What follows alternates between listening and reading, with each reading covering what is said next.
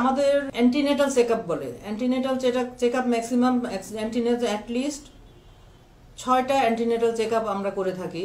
কিন্তু আমাদের দেশে ম্যাক্সিমাম রোগী, গর্ভবতী রোগীরা হয় 6 মাসে একবার আসে, না হলে লাস্টে একবার আসে। কিন্তু আমাদের ক্ষেত্রে আমরা বলি যে প্রথম 3 মাসে তাদের রিপিটেড অ্যান্টিনেটাল চেকআপ করা উচিত। প্রথম 3 মাসে 3 বার এবং লাস্ট যে 3 মাস আছে সেখানেও 3 বার আসা উচিত, আর মাঝে একবার হলেও হয়। এক্ষেত্রে মোট 6 বার অ্যান্টিনেটাল চেকআপে আসা উচিত।